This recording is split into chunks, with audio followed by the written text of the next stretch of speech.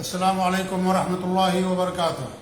الحمدللہ رب العالمین، واشهد ان لا الہ الا اللہ وحدہ لا شریک لہ الہ الاولین والآخرین، واشهد ان محمدا عبدہ ورسولہ المبعوث رحمۃ للعالمین، صلوات اللہ وسلامہ علیہ وعلی آلہ وعلی اصحابہ ومن اہتدی بہدیہ واستنى بسنتہ الی یوم الدین، وبعد۔ معزز ناظرین و مشاہدین، قیامت کی چھوٹی نشانیوں کا تذکرہ آپ کے سامنے کیا جا رہا ہے۔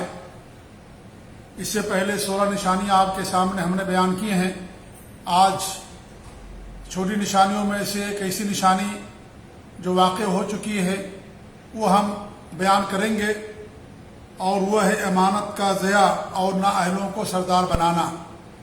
امانت کا اٹھ جانا، امانت کا ضیاع اور بربادی، اور جو نااہل لوگ ہیں اور جو نامستحق لوگ ہیں انہیں ذمہ داریاں دینا، انہیں بڑے بڑے مناصب عطا کرنا، یہ قیامت کی نشانیوں میں سے بھی ایک ایسی نشانی ہے جو آج کے دور ہی میں نہیں بلکہ اس سے پہلے بھی پوری ہو چکی ہے، اور یہ نشانی پوری ہوتی رہی ہے۔ مناسب مقام پر مناسب شخص کی تعین، اسی میں قوم، ملت اور ملک کی بھلائی اور ترقی مضمر ہوتی ہے۔ جب امانت ختم ہو جاتی ہے تو پیمانے بدل جاتے ہیں، لوگوں کے دل بدل جاتے ہیں، پھر دنیا کے اندر بدامنی، فتنہ، فساد، رشوت اور اس طریقے سے اختلاف شروع ہو جاتا ہے۔ اور یہ بات بھی ہم بتا دیں کہ امانت کا مفہوم بہت وسیع ہے۔ امانت صرف اس بات کا نام نہیں ہے کہ آپ کسی کے پاس کچھ پیسے یا کوئی چیز امانت کے طور پر رکھیں اور کوئی اس امانت میں خیانت کر جائے اور اسے واپس نہ کرے، یہی صرف امانت کا مفہوم نہیں ہے۔ وہ لوگ تنگ نظری کا شکار ہیں جو امانت کو صرف چند اشیاء میں محصور سمجھتے ہیں۔ حقیقت یہ ہے کہ اپنی وسعت میں اس کائنات کی ہر چیز کو سموئے ہوئے ہے۔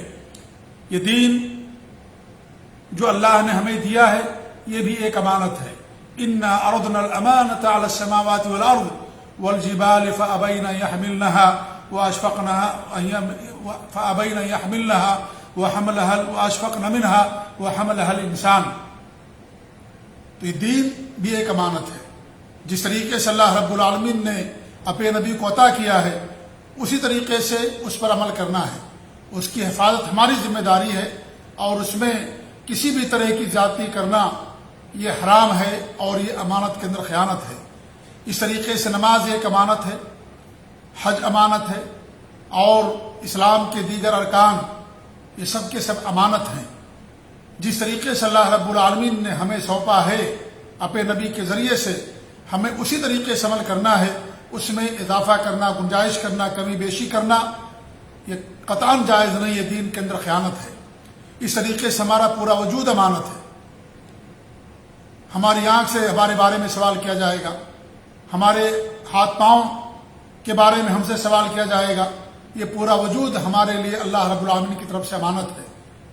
اس کی حفاظت ہمارے لیے ہماری ذمہ داری ہے، اور اس کے اندر کوتاہی کرنا اور جن چیزوں کے اللہ رب العالمین نے یہ پورا وجود ہمیں دیا ہے ان کے علاوہ کسی اور چیز کے اندر استعمال کرنا یہ امانت کے اندر خیانت ہے۔ ہمارے والدین ہمارے لیے امانت ہیں، ہماری اولاد ہمارے لیے امانت ہے۔ ہم سب نگہبان ہیں، ذمہ دار ہیں، اور ہر ایک سے اس کی رعایا اور اس کی قوم کے بارے میں، اس کی رعیت کے بارے میں سوال کیا جائے گا۔ قرآن و حدیث ایک امانت ہے، قرآن بھی امانت ہے، حدیث بھی ایک امانت ہے۔ اس کی حفاظت ہماری ذمہ داری ہے کہ ہم اس کی حفاظت کریں۔ اللہ رب العالمین نے دین نازل کیا، قرآن و حدیث کو نازل فرمایا، اس کی حفاظت کی اللہ نے ذمہ داری لی، لیکن وہ ذمہ داری اللہ رب العالمین ہمارے ذریعے سے کرے گا، اور افراد پیدا کر کے اور افراد کے ذریعے سے دین کی، قرآن کی، حدیث کی حفاظت ہوتی ہے۔ تو یہ پورا دین، قرآن و حدیث، اسلام کے تمام ارکان، تمام چیزیں یہ کیا ہیں؟ یہ سب کے سب امانت ہیں۔ لہذا امانت کو کسی ایک چیز کے اندر محصور کر دینا یہ تنگ نظری کی بات ہے۔ امانت کسی وسیع مفہوم کی طرف اللہ کے رسول صلی اللہ علیہ وسلم نے اپنے اس کلام کے اندر اشارہ کیا۔ انس بن مالک رضی اللہ عنہ فرماتے ہیں کہ اللہ کے رسول صلی اللہ علیہ وسلم ایک مجلس میں گفتگو فرما رہے تھے، اچانک ایک دیہاتی آپ کی خدمت میں حاضر ہوا، سوال کیا قیامت کب قائم ہوگی؟ آپ نے اپنی گفتگو جاری رکھی. جب بات پوری ہو گئی تو آپ نے پوچھا سائل کہاں ہے, سوال کرنے والا کہاں ہے؟ تو آپ نے فرمایا جب امانت کو ضائع کر دیا جائے گا تو قیامت کا انتظار کر. اس نے پوچھا امانت کس طرح ضائع کی جائے گی؟ تو آپ نے فرمایا جب کام اس کے نااہل کے سپرد کر دیا جائے تو قیامت کا انتظار کرو. صحیح بخاری کی روایت ہے. یعنی جس جگہ کے لیے جو آدمی مناسب ہے اس آدمی کو رکھنے کے بجائے کسی اور کو اگر رکھ دیا جائے تو یہ کیا ہے؟ یہ امانت کے اندر خیانت ہے. یہ نااہلوں کو سردار بنانا ہے. یہ بھی قیامت کی نشانیوں میں سے ایک نشانی ہے جو واقع ہو چکی ہے آج کے اس دور میں، خاص طور پر جہاں واسطے چلتے ہیں، جہاں لوگوں کی قابلیت اور لیاقت نہیں دیکھی جاتی.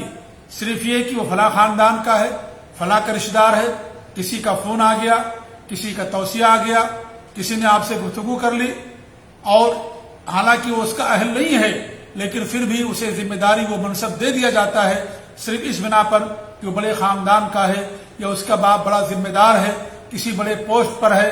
تو ہر انسان یہ سمجھتا ہے کہ وہ اپنے ہی آدمیوں کو لا کر کے، اپنے ہی خاندان کے لوگوں کو لا کر کے اس پر بٹھا دے. اگر وہ اس کے اہل ہیں اور ان کے اندر وہ ذمہ داری ادا کرنے کی بھرپور صلاحیت موجود ہے تو یقیناً ان کو دینے میں کوئی حرج کی بات نہیں ہے. لیکن ہوتا یہ ہے کہ آدمی کے پاس وہ صلاحیت نہیں ہوتی، وہ لیاقت اور قابلیت نہیں ہوتی، لیکن صرف اس بنا پر کہ ہمارے خاندان کا ہے، ہمارا بیٹا ہے یا ہمارے خاندان میں سے ہے یا فلاں بڑے آدمی نے سفارش کر دی ہے، تو ایسی صورت میں آدمی اس کو ذمہ دار بنا دیتا ہے، وہ منصب عطا کر دیتا ہے حالانکہ وہ اس منصب کے لائق نہیں ہوتا. تو منصب بھی ایک امانت ہے، عہدہ ایک امانت ہے، ریاست اور قیادت ایک امانت ہے.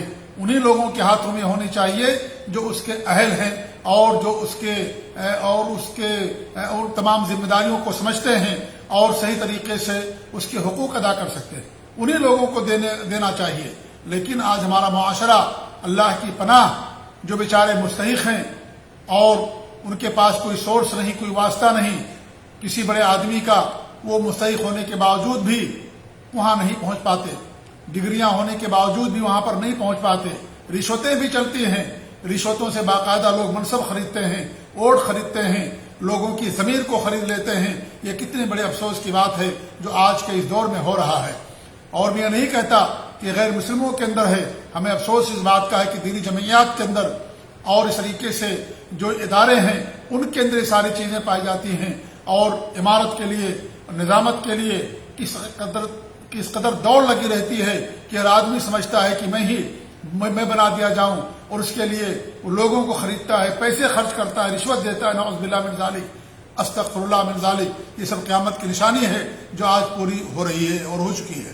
حذیفہ رضی اللہ عنہ فرماتے ہیں کہ اللہ کے رسول صلی اللہ علیہ وسلم کے ارشاد ہے آدمی سوئے گا، اس کے دل سے امانت اٹھا لی جائے گی، صرف ایک سیاہ داغ کے مانند امانت کا سر رہ جائے گا.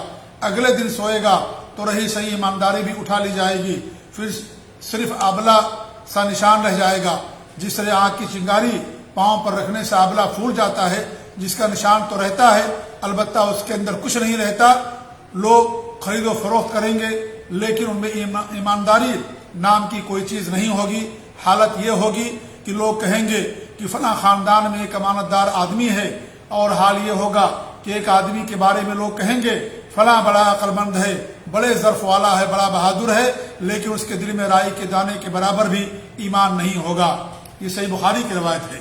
اس طریقے سے ایک حدیث میں اللہ کے رسول صلی اللہ علیہ وسلم فرماتے ہیں کہ لا دین لمن لا امانت لہ، جس کے پاس امانت داری نہ ہو اس کا دین نہیں رہ جاتا، اس کا دین ختم ہو جاتا جس آدمی کے پاس امانت داری نہ ہو.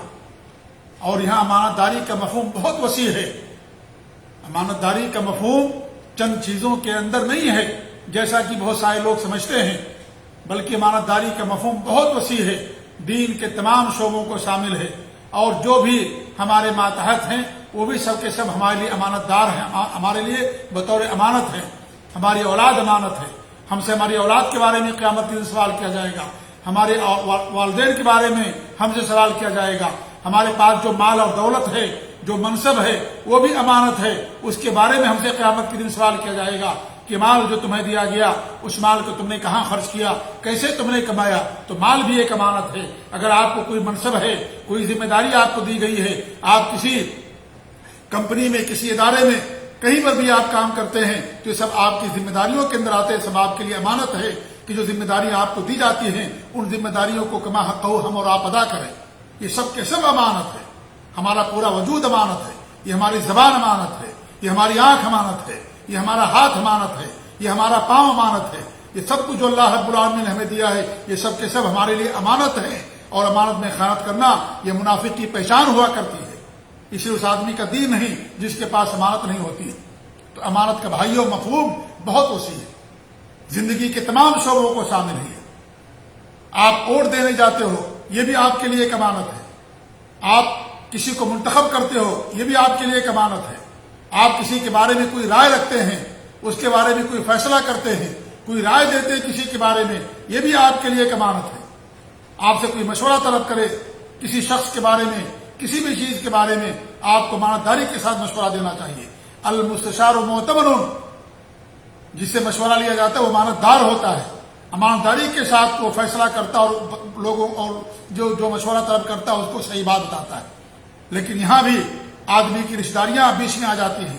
اگر رشتہ دار ہے تو سارے عیوب کو انسان چھپا لیتا ہے، اور اگر رشتہ دار نہیں ہے وہ انسان اچھا، صالح ہے، مصلح بھی ہے، نیک ہے، بہت ساری خوبیاں اس کے اندر پائی جاتی ہیں، لیکن اس کے باوجود بھی اگر کسی مسئلے میں آپ کو اس سے اختلاف ہے تو آپ کیا کرتے ہیں، اس کے سارے عیوب کو اور اس کے سارے نیکیوں کو اور ساری اچھائیوں کو عیوب بنا دیتے ہیں، اور چھوٹا موٹا جو عیب اسے بڑا بنا کر کے انسان پیش کر دیتا ہے۔ یہ سب امانت کے اندر خیانت ہے۔ یہ سب چیزوں کے بارے ہم سے سوال کیا جائے گا۔ تو یہ امانت کا جو مفہوم ہے میرے بھائیوں بہت وسیع ہے۔ دنیا کے تمام چیزوں کو اور جو بھی ہمارے ماتحت ہیں اور جو بھی چیزیں اللہ رب العالمین نے ہمیں دی ہیں، اللہ کی جو بھی نعمت ہمارے پاس ہے، کسی بھی شکل میں نعمت ہو، وہ ساری کی ساری امانت ہے۔ صحت امانت ہے، یہ علم امانت ہے، بولنے کی طاقت امانت ہے، یہ دیکھنے کی طاقت امانت ہے، اس طریقے سے ہاتھ پاؤں امانت ہے، یہ دل ہمارے لیے امانت ہے۔ جو بھی اللہ رب العالمین کی نعمت ہمارے پاس ہے وہ سب کے سب ہمارے لیے امانت ہے۔ آپ کو جو ذمہ داری اور منصب دیا جائے وہ بھی آپ کے لیے ایک امانت ہے۔ ہمیں اللہ تعالیٰ سے ڈرنا چاہیے۔ اللہ تعالیٰ قیامت کے دن اس کے بارے میں ہم سے سوال کرے گا اگر ہم نے اس امانت کی ذمہ داری ادا نہیں کی۔ اور انسان اگر سمجھتا ہے کہ میں امانت پر پورا نہیں اترتا اور میرے اندر وہ صلاحیت و قابلیت نہیں ہے، انسان چھوڑ دے اس کو، اسی میں اس کے لیے بھلائی ہے، اسی میں اس کے لیے بھلائی ہے، اس میں اس کے لیے کوئی بے عزتی نہیں ہے، اس میں اس کے لیے کوئی توہین نہیں ہے۔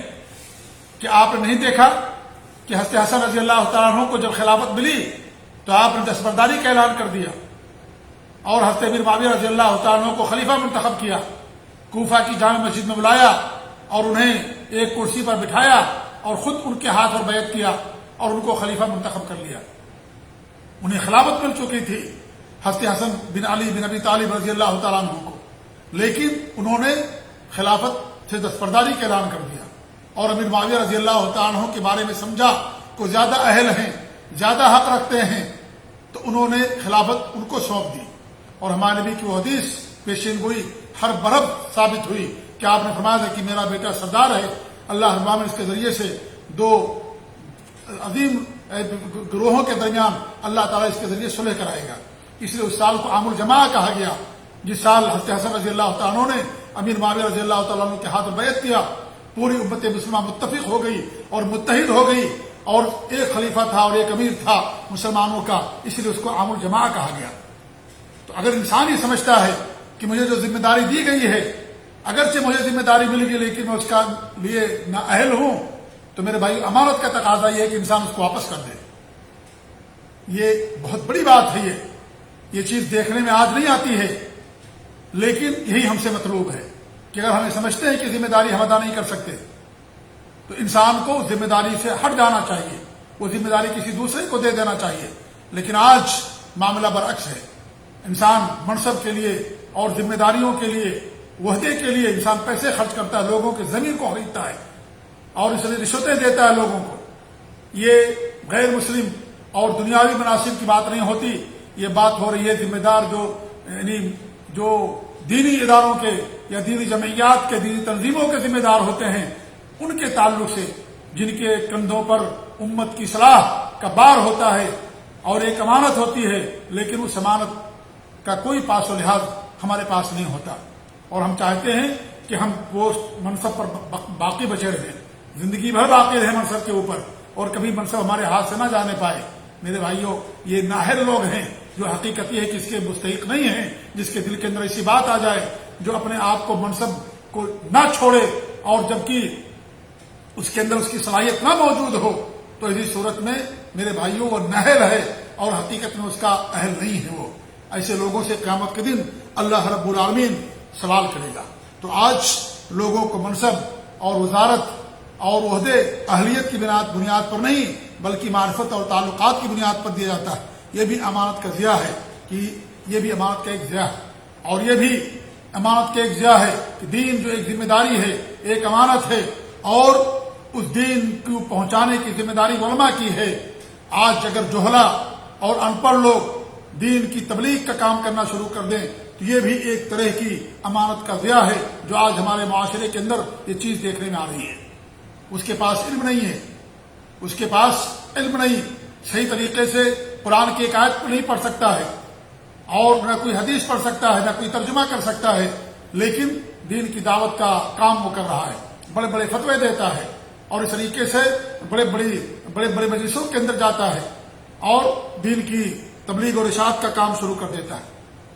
آج یہ چیز ہو رہی ہے، اور آپ دیکھیں کچھ تو ایسے بھی لوگ ہیں ان کے پاس کچھ علم نہیں ہے، وہ صرف دعوت تبلیغ کے لیے قریہ قریہ، گاؤں گاؤں، شہر شہر گشت کر رہے ہوتے ہیں، اور ایک شہر سے دوسرے شہر، ایک ملک سے دوسرے ملک جا رہے ہوتے ہیں، اور یہی وجہ ہے کہ سنت کے بجائے اور توحید کے بجائے بدعت اور شرک اور خرافات پھیل رہی ہے، اور جو دین اللہ رب العالمین نے دیا ہے اس دین کی اشاعت کے بجائے ایک خاص نظام، خانقاہی نظام کی اشاعت ہو رہی ہے، تصوف اس دنیا کے اندر پھیلایا جا رہا ہے، اور توحید و سنت لوگوں کے اندر عام نہیں کیا جا رہا ہے۔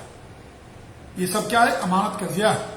تو دین میرے بھائیوں پوری امانت ہے، تبلیغ بھی، دعوت بھی ایک امانت ہے، یہ ایک امانت ہے۔ ایک ڈاکٹر ہوتا ہے، وہ ڈاکٹر بھی کہ وہ جو علم اللہ نے دیا ہے وہ بھی اس کے لیے ایک امانت ہے، اس کو صحیح جگہ استعمال کرے، ناجائز کاموں کے لیے اس کو نہ استعمال کرے۔ یا اس طریقے سے اللہ نے کسی کو بھی کوئی علم دیا، کوئی ہنر دیا، کوئی بھی نعمت اللہ رب العالمین کی طرف سے ہمارے اوپر ہے، یہ ساری نعمتیں اللہ رب العالمین کی امانت ہیں۔ وقت بہت بڑی امانت ہے کہ انسان وقت کو اللہ رب العالمین کے دین کا علم حاصل کرنے کے لیے، اللہ کے وعد کے لیے، اطاعت کے لیے، نیک کاموں کے لیے اس کو انسان استعمال کرے، یہ وقت بھی بہت بڑی امانت ہے۔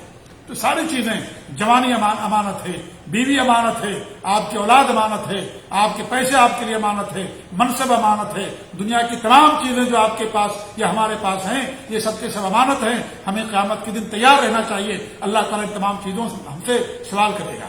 کلکم راع وکلکم مسئول عن رعیتہ، ہم میں سے ہر آدمی ذمہ دار ہے، ہر آدمی راعی اور نگہبان ہے، اور ہر آدمی سے اس کی رعایا کے بارے میں سوال کیا جائے گا۔ تو میرے بھائی، قیامت کی نشانی ہے امانت کا اٹھ جانا، امانت کا ضیاع، اور نہ اہلوں کو سردار بنا دینا۔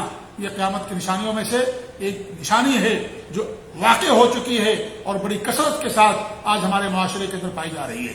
اللہ رب العالمین ہم سب کو توفیق دے کہ ہم امانت کا حق ادا کر سکیں۔ اللہ ہمیں توفیق دے کہ ہم امانت کی ذمہ داریاں جو ہمارے اوپر کوئی بھی ذمہ داری ہو، ان ذمہ داریوں کو ہم ادا کر سکیں۔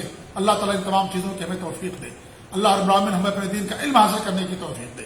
اللہ رب العالمین ہمیں حق پر قائم رکھے، کتاب و سنت پر قائم رکھے، سلف صالحین کے عقیدے اور منہج پر قائم رکھے، اور ہر طرح کی بدعت و خرافات سے اللہ رب العالمین ہم سب کو محفوظ رکھے۔ آمین رب العالمین۔ وصلی اللہ علیہ نبینا محمد وعلی آلہ وصحبہ اجمعین، وجزاکم اللہ خیر، والسلام علیکم ورحمۃ اللہ وبرکاتہ۔